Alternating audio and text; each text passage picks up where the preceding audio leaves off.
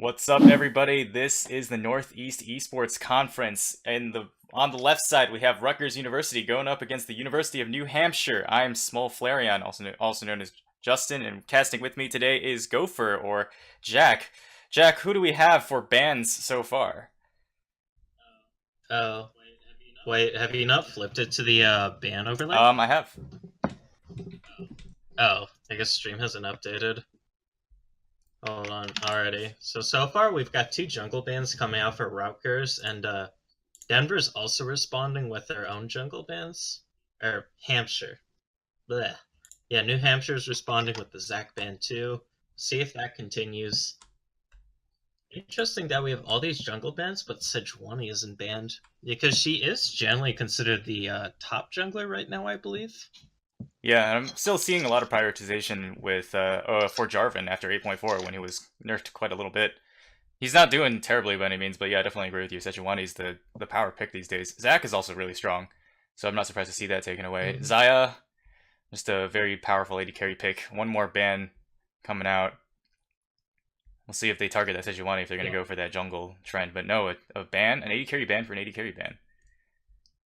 Interesting, because Vars and Kog'Maw are basically considered the top tier ADCs right now, what with the Ginsu spike. But we see the Xayah and Tristana bans coming out instead. I guess Rutgers is wanting to pick up one of those Rageblade carries, and New Hampshire is just going to pick up the other. Final ban will be that Orianna. No surprise, I think she has been popping up a little bit more with the itemization changes. Yeah, I think she's always just your safe mid laner. I'm guessing these teams have done their research on their enemy teams, seeing what they like to pick, seeing what they're comfortable with. Orianna's just such an enduring force in the meta, no matter what season you look at, going all the way back to when she was first put in the game. No, rarely ever like the number one most powerful mid laner. I think right now you're probably a toss up between like Azir and Zoe, and although Zoe was gutted like a fish last patch, Jack's gonna be the first pick. Wouldn't be surprised to see that go in the jungle actually. And then Cyan's going to be the response. Karma, the second one from the side of University of New Hampshire. Yeah, we've been seeing much more Jack's jungle than Jack's top. Although it should be mentioned, I believe Eternal Crystal is a Jack's OTP. Yeah, could be eating my words real quick here, as we're hovering junglers right now. For best Kennen NA, Kennen jungle. Best Kennen NA electing to play jungle for his team. So not able to live up to his name, unfortunately. Fun fact, he had 400 games on Kennen last season. And it's going to be the Volibear. Volibear, with the recent buffs, has actually rocketed to the highest win rate jungler. Which is pretty insane, considering he's basically not a champion ever since, like, halfway through basically season not a 3. champion. Oh, man. I heard the LCS casters talking about this. The last time they saw Volibear in the LCS before this weekend was when, I believe it was Amazing, mentioned in an interview like the top three junglers of that patch was like Elise and two others. He said all three of those, and then the next day all three were banned against him, and he was forced to pick Volibear. He lost that game spectacularly. That was back in 2014. Yeah. So 4 years later, we're seeing Volibear. Yeah, like you said, number one jungler. Quite surprising. I think there was a huge buff to his E, which is now an interrupt and a slight knockback. Yeah. And compare that to someone like Warwick, who has to charge up his fearing roar. Someone like Volibear, he just runs up to you with the thundering charge and just pops that, and you're immediately interrupted and knocked back towards the enemy team. So strong right now. For sure. And also just things like Predator and all that fun stuff from runes in this current patch. Yeah, like the biggest part is the utility, like you said, because previously Volibear, he couldn't interrupt people unless he used his Q on them. But that was very rare.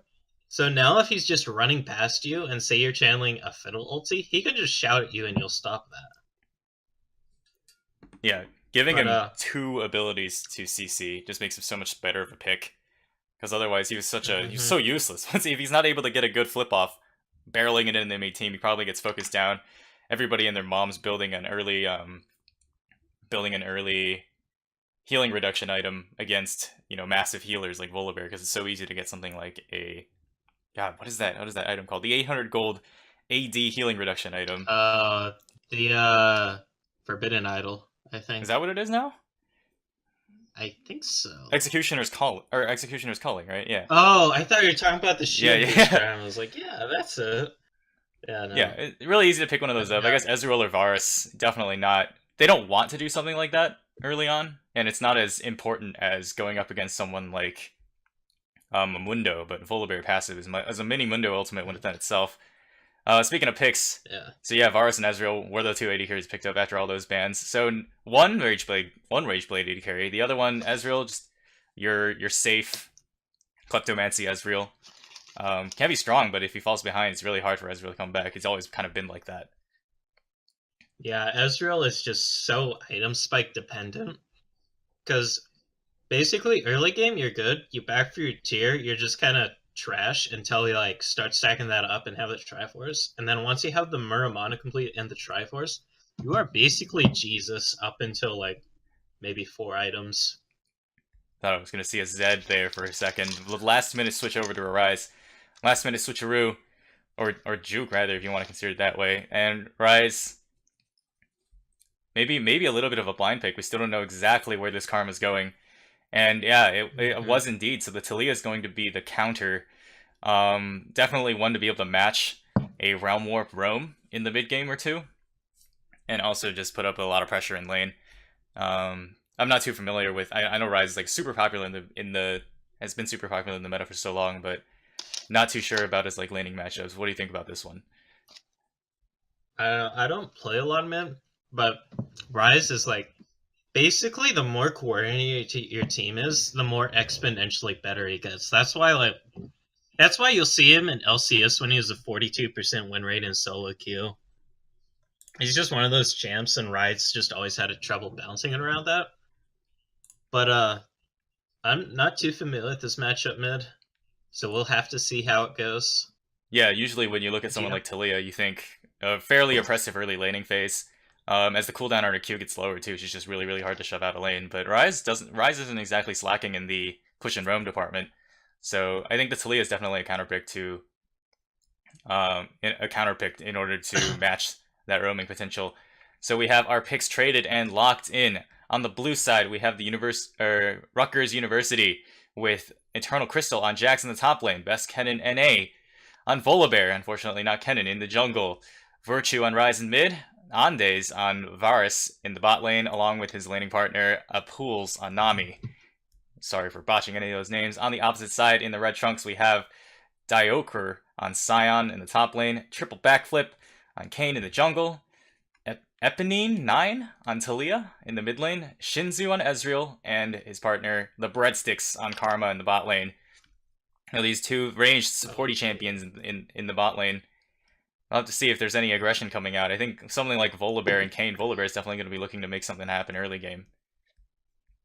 For sure. Kayn doesn't have the best early game. Like, basically, Kayn's power spike is when he evolves. And yeah, up until then, he's like, I don't know, like 0.9 of a champion, maybe? Like 90% there?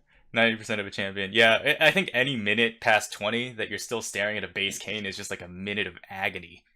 Especially for the team that he's on, because he's just so weak going in. It's both squishy. He's neither an assassin or tanky until he evolves and chooses one, or is able to choose one path or the other. And he also likes to build really squishy early on in his build path right now. He usually goes with something like a warrior enchantment, maybe a black cleaver for a little bit of extra HP, but he's not going to be really tanky regardless until he gets at least 2 items. Yeah. And what form do you think he's going to go this game? Like, going a Shadow Assassin would really help kill Andes and Virtue a lot, and even Pools. But going a Shadow Assassin would kind of just mean Diokre is the only frontliner for New Hampshire. Yeah, and as far as frontliners go, like Sion, he's good at initiation. If you're able to set him up in a great place at the very beginning of the team fight, then he'll do fine. But if he gets stuck on the backside, the rest of the team can just kite very far away from him. Especially with someone like Nami trying to walk up to a team with Nami on their side, it could be really hard for Sion. If you gave Kayn the Reaper transformation, you added a knockup onto Reaping Slash, it might make things a little bit easier for them. But I mean, I think you're right. I think actually the side of University of New Hampshire is lacking a little bit of damage. Talia is more of a one-shot champion, Ezreal. He has a surprising amount of burst, but he's no Varus, you know. If they aren't able to finish somebody off in the very beginning, then they might need the extra damage from a Slayer Cane in order to finish that one off. So if he has... Because part of the reason... Oh, sorry. Go ahead. Yeah, so I think if he has any choice at all, it's going to be really dependent on looking at how the team's going into the mid-game and deciding whether or not they have enough damage to finish out fights.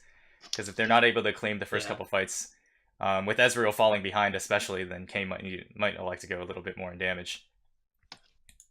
Yeah, and going back to the ADC's damage point, the reason why Rageblade carries are popular now is that they have an insane one-item power spike, but they don't slow down after that. Like, because they'll just keep getting more and more items that complement the on-hit, and even if this game goes late enough, Ondas can just go to a more crit-orientated build for higher DPS. Whereas Shinzu, he's gonna be... Well, Ezreal doesn't really build crit. It's never really synergized well with him, just due to how his Q can't crit. Right. So look, loading into the... Or on the loading screen, sorry, I couldn't help but notice that triple backflip has a master's border, so he's definitely going to be the character to watch. And if he's the one struggling on Kane 20 minutes into the game as base for Kane, that's going to be really surprising. And so wait for that game to load in here. Diacre choosing to go for the comment on Sion, been increasingly popular recently because you just keep E-ing them over and over, and that just gets you a lot of poke in the early lane. And if you look at Sion's win rate, with Comet at least, it's super high early, like pre-20, it's like one of the highest out of...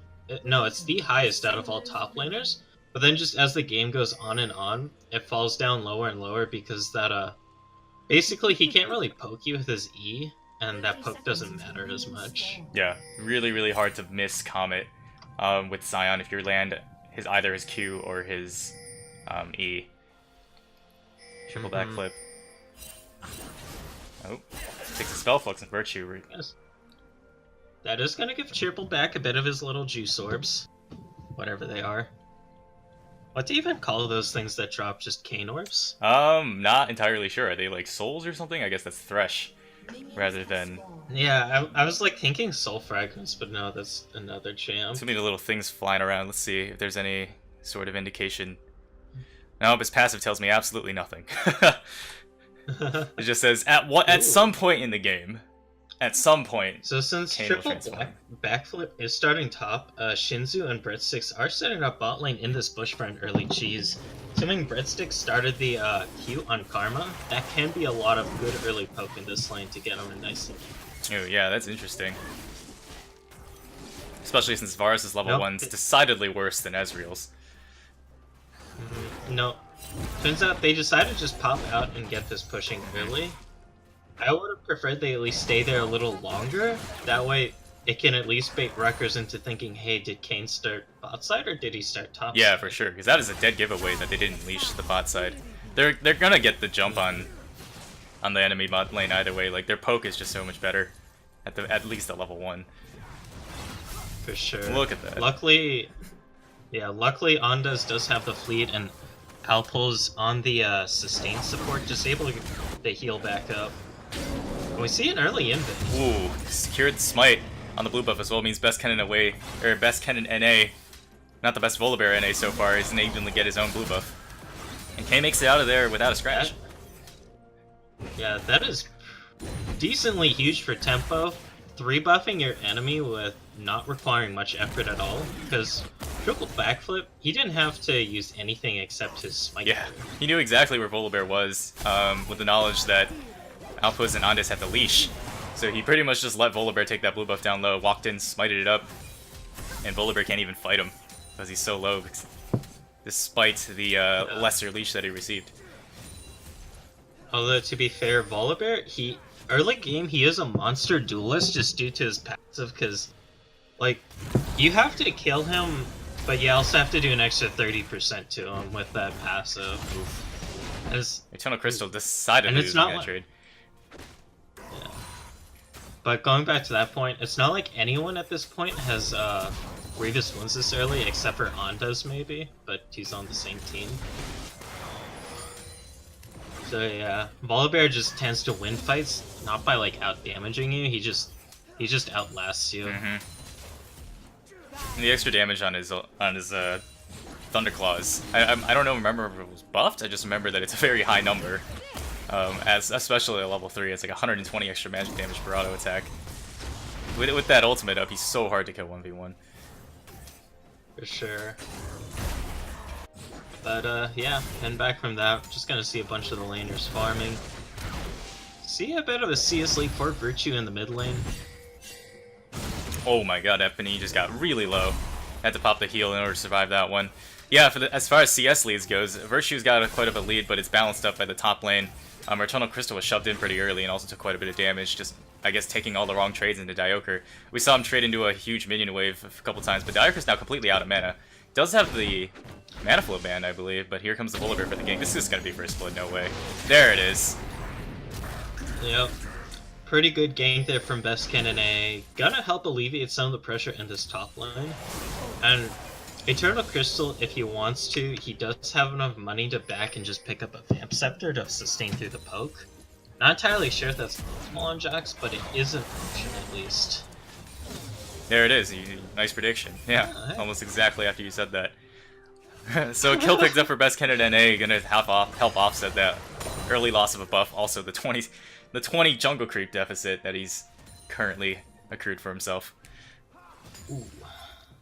Yeah, that is one of Kane's strengths, that even in base form, he power farms the jungle like a monster. There are no camps left on this map right now except for the Krugs, and he's already doing one of the Krugs. And he's doing the enemy Krugs too. The wolves just spawned for Bestkin and NA, but not looking too good for him. He's going the wrong way. Yep, this is pretty good here for a triple backflip. Partially answering that gank in the top lane, because keep in mind, the kill went to Bestkin and NA and not Eternal Crystal. So it's just a bit of assist money to kind of bring him back up. Yeah, it's first blood assist, and he was the only person that got the assist, so 200 gold is no slouch. Alpha's going to take quite a bit of damage from breadsticks. You see Bestkin and NA coming bot. Ooh, that was a good bubble too. Bestkin and NA is a little far away though. Did use the flash. The slow from Varus is not enough to bring the breadsticks back within the grasping claws of Bestkin and NA. He's going to have to walk away after getting his passive popped. They're still on the offensive though. Breadsticks is out of mana. Has used the rest of it to try to poke. She's in trouble though.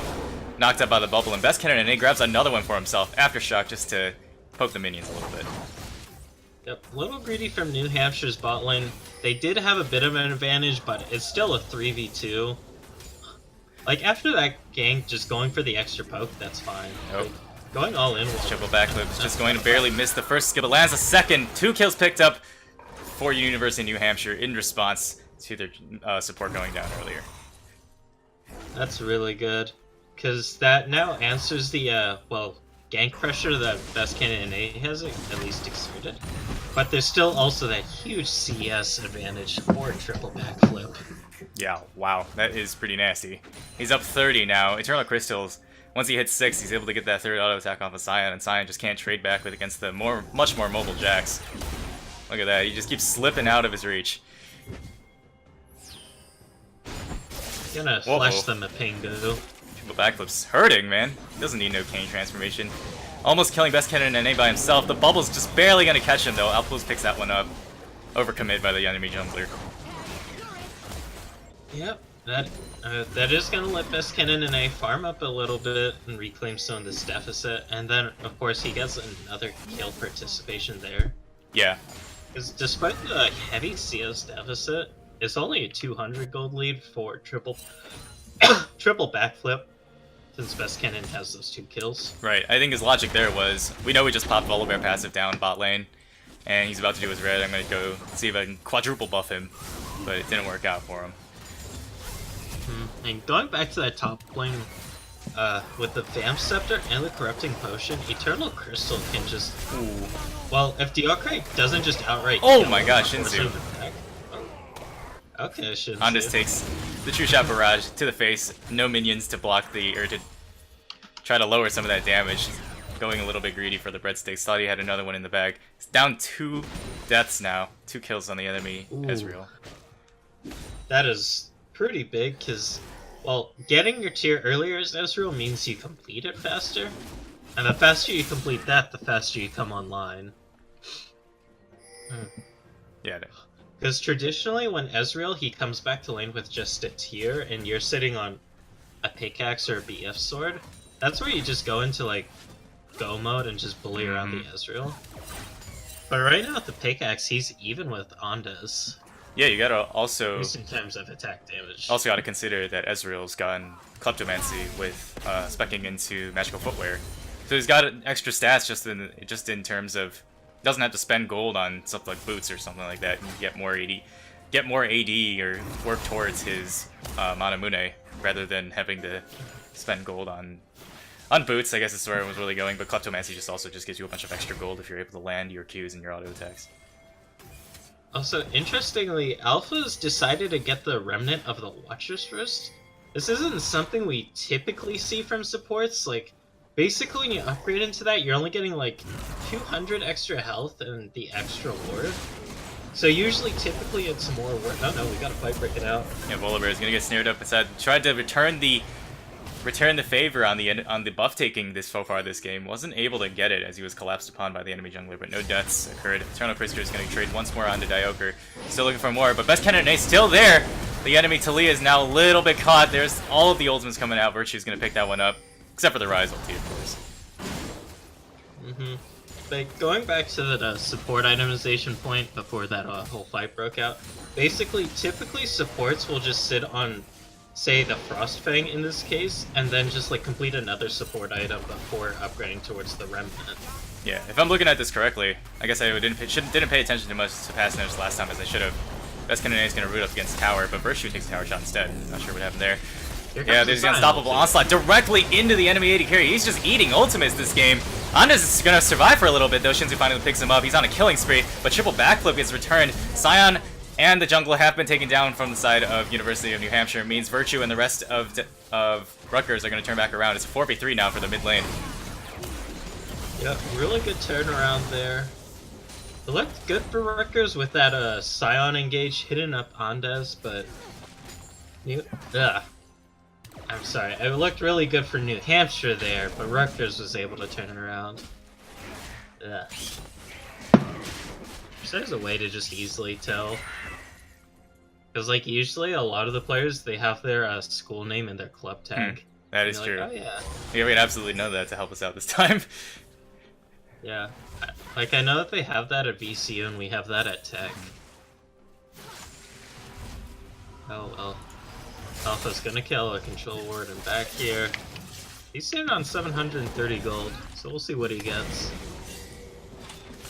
Yeah, for every advantage that Ezreal's trying to pick up for himself in the bottom lane, it's getting evened up by the enemy top laner and the enemy mid laner. Look at Rise; he's the only person that's really maintained a CS lead.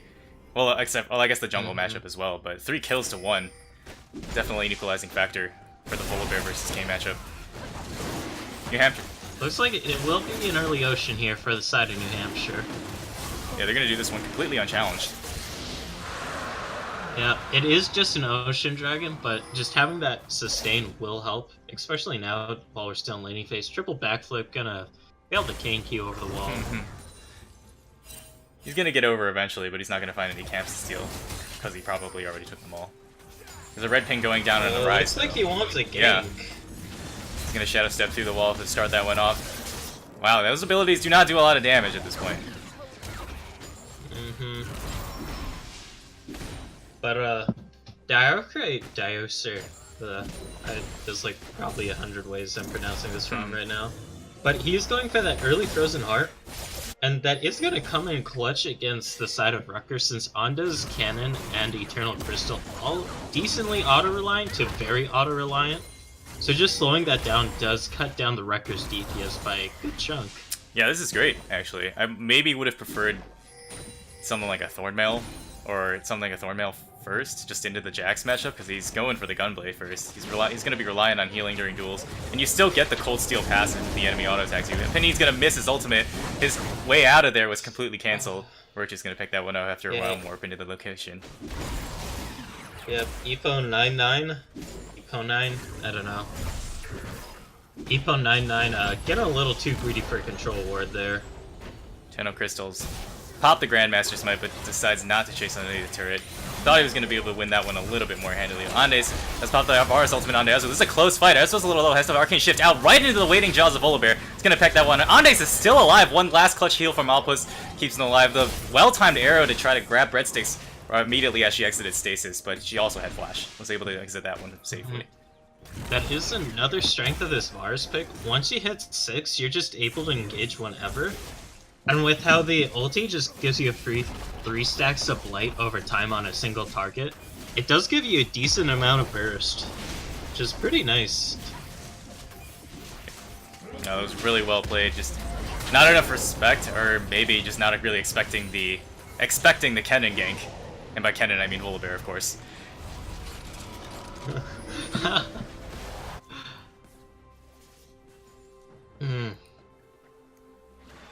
Looks like Rift Herald's gonna be the call. Gonna be pretty uncontested, so this is gonna be free for New Hampshire. Gonna be a nice little objective pickup, and hopefully they can use that to smash through a tower. Because currently, New Hampshire, they're down 2 towers and about 4k gold. Not something you want to be with their current comp. Yeah, they're focusing on objectives. So far they've taken the Dragon and the Rift Herald. And Dialker's having an easier time pushing up in the top lane, but with that first turret going down, it means that Varus is going to trade right back on. They're going to lose any advantage that they have. A ton of damage on Eponine prompts Dialker to ult in towards Virtue. He misses completely. Virtue still had Flash. There's the Umbral Trespass, and Virtue try to finish out the kill, but this is base form. Can't remember that. It doesn't do very much damage at all. Virtue's on a killing spree. Realmorph to try to follow up and try to extend this fight. 3 members take that one. Not going to find anybody just yet, though. Portaling towards the chickens. There's the flank around. Dialker's a little bit of trouble. He's gotten slowed and a knockback by the Volibear right into the bubble. Andes is going to pick that one, no doubt about that. Actually, Kennen grabbed that one. Meanwhile, Rise is going to get left behind by his team. A good pickup by Eponine, his first kill in the game. I think this fight's still going, though. Can't really tell who's winning right. I think it's still blue side with the advantage. And speaking of advantage, Eternal Crystal slays Eponine, best Kennen NA. Now 7 kills in a row. Look at this Volibear. He's a monster. They're going to grab a turret as well. That is a clutch fang from External. Gonna help his Rutgers boys pick up the ace and this tower.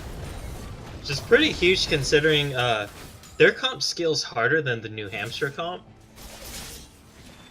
And yeah, looks like they're gonna back off, maybe spend some of their money in their pockets. Yeah, I'm not really liking the look of New Hampshire's competition going once we start hitting 25-30 minutes. Triple backflip, oh man, that's 8 in a row for Volibear.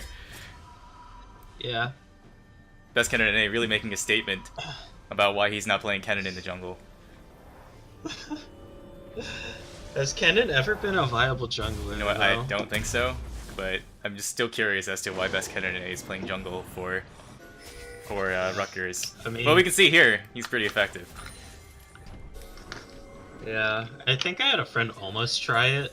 We would have done it, but another one of my friends decided to dodge because he didn't want to witness it. Last week I saw, it was quite the lopsided matchup skill-wise, but the other team decided to pull a Rakan mid lane with a Xayah jungle. It's apparently something that exists. And full damage Rakan does a surprising amount of damage. Yeah, I played with a mid lane Rakan main in one of my ranked matches. He actually helped me get to gold 3. I was like, damn. Because I looked up his op.gg, it's like, holy moly, this guy's like a 70% win rate on Rakan mid along with the 5.0 KDA. Hey, triple backflip did decide to go for the Reaper transformation. You can see Blade's Reach having a knockback on that one. Richie's going to take a little bit more damage. Triple backflip, a huge heal after the transformation. Finally gets a kill after that very first one for himself. Yep. That is going to help alleviate some of their issues, getting the kill and also having the Ross transformation. Because now triple backflip is finally a full champion. And he's going for that cleaver next, gonna really help him just with the dueling potential. Shred through the armor of Best Kennen NA and External Crystal, if External Crystal decides to do that. Although it looks like he's building a Nashor's Tooth. So we might see an AP Jax. Oh yeah, wow. Without seeing the God, what is this called? Without seeing the Fiendish Codex, I would have expected that just to go into Trinity Force, but that's really weird. They look for more magic damage, and they're not exactly lacking on magic damage. Everybody on their team, at least all their carries, does a substantial amount of hyper damage already. Aside from the surprise, of course. But Volibear, Thunderclaws is all magic damage, right? And then Varus, the Blight stacks, when you detonate those are all magic damage as well. Yeah, not to mention the yawn hit from the Blight. Oh no, we got a flat. Ooh, that is a great ulti from Dios. Yeah, he did have to use it, but it does make you unstoppable. Looks like Herald had to be placed from the side of New Hampshire because it was running out. Really unfortunate they weren't able to use that. Because if you just kill Herald, it's like, what, 50 global gold, I think? I guess maybe they just forgot about it. I can't imagine why they wouldn't just throw it in the side lane if they weren't able to set up properly for it. They did get all the outer turrets, so it's a little bit harder to find a great push opportunity if you're not able to get a pick. Yeah, well, if you look at the past few minutes at least, you have to think, when did New Hampshire really push up a lane? I can't really think of a time. It was just mostly skirmishes and fights, and they sadly were on the losing end of those. So right now it's about a 9k gold lead, which is absolutely massive for this point in the game. Because I remember, at least this was a metric back a few seasons ago, where if you have more than a 10% gold lead, it's big. No, Diarca. I was going to say, Diarca's probably going to be fine here, but he takes a Varus ultimate, has to flash out after getting chunked solo, has no magic resist against a very magic damage heavy team. Yeah. It's not looking too good here for New Hampshire, but if they were to come back in this game, how do you think it would happen? It's got to be Shinzu or I guess triple backflip able to get picked. So you saw earlier, if triple backflip can get the jump, speaking of getting a jump, Ondas have forced to flash away from triple backflip who's trying to come through the wall. And Eternal Crystal's demolished Ezreal on the backline with the flank. Triple backflip's now alone against 4. There's no way he's going to get anybody from that one. Eternal Crystal hasn't picked up another one, but Kayn, yeah, that's the Kayn death from earlier. And Eternal Crystal finally pays for his transgressions as the rest of the team tried to back off to fight him. But they also lost triple backflip on the front lines. Yeah, you hate to see that. Yeah, wow, Diarca this time doesn't have flash, isn't able to escape the onslaught from just barely outside of his tower range. Because if you look in the item builds for the members, like, on the side of the, Rutgers, right now it's already like about a 1 or half an item lead for each member. But that's with a decent amount of gold in all their pockets. And if you're like a whole entire item ahead of your counterpart, that's usually pretty huge. Yeah, Volibear's sitting at a 3,000 gold advantage over triple backflip, but that's gotta be the highest discrepancy in the entire game so far. Yeah. Thankfully, a slight silver lining for New Hampshire at least is that Volibear is not usually a champion you want to invest a lot of kills in, at least not 9 out of 17 of your kills, because he falls off late game, and he just kind of becomes a walking fat tank. Like, his damage falls off a bit, and you'd rather have those kills just be an Ondas, Virtue, or Eternal Crystal here. Yeah. His goal right now is to serve as a distraction so that Eternal Crystal can hop in the backline like he did last time and be able to pick 1 or 2 people off before they figure out they're not supposed to focus the giant hulking armored bear. Charging in towards them, a little bit of a tidal wave for the extra movement speed as well. It means he's going to be able to catch up to Diarca. Diarca goes down once more. Virtue with 4 kills on his tab now. And they're just going to keep shoving up middle lane after kicking that one out. Oh, one final leap strike to give Eternal Crystal a little bit of a path towards his team. They actually might back off towards the Baron here. Yeah, like, I was thinking at first maybe New Hampshire has a chance, because Eternal Crystal wasn't there having to TP in, so they had a brief window of opportunity where it's a 5v4 at least. Good preemptive juke by triple back, but dodges the Varus ultimate and the flip back from Fia, but Eponine gets the sacrificial lamb this time around. I guess trying to throw a little bit of harass back for engaging on triple backflip, but that was the lost fight before it even began. Yeah, just... I know I've said this a lot in the past few minutes, it's just, this massive gold lead is... It's honestly just way too huge for New Hampshire to deal with right now. Their windows of opportunity to get back into this game are basically pray for a miracle. Triple Active's gonna die before he even gets a smite chance. Oh, yeah. Close. I thought perhaps with the speed that Rutgers was doing the Baron with their single Mountain Drake, maybe triple backflip could survive for long enough to get a smite steal, but I think that was really his last chance. He's down.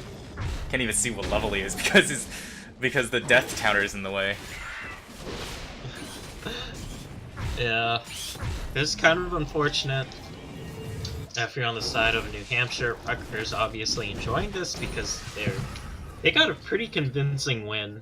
And like when you go into game 2, you just Rutgers, they don't have to think as much, whereas if you're on the side of New Hampshire, it's like, where did we go wrong? It's like at a certain point you can't just say, oh yeah, we should have fixed this. It's like, yeah, we have a 10k gold deficit here and we lost a fight. There's nothing much you can really do about that. So what do you do other than ban Volibear going into game 2, right? Hard to say. It's yeah, having to go into game 2 both on the degraded mindset of a loss, and also, you know, if they're able to disguise their strategies, like if Volibear is really the only reason that Rutgers won this game, and you take away that Volibear, there's still so much more about Rutgers' playstyle that you don't know, because yeah, because it's like even with that, you have to remember Virtue had a 15 to 20 CS lead mid lane. oh my god, that is one fast berry. Even with the flash and the arcane shift, Shinsu's not able to get away from best candidate in A. Legendary again for him. Double kill picked up. He's got 11 in a row. The rest of the team disintegrates to Andes' crossbow, or rather his regular bow. Dioker, the unstoppable onslaught is just unstoppably late. And triple kill picked up for Vara, so 2 for Volibear, 3 for Andes. And so even if we're worried about Volibear being the one picking up all the kills, Virtue and Andes doing just fine for themselves. Yeah. Best Kennen and I putting on his Barry Allen cosplay and running in at the speed of light.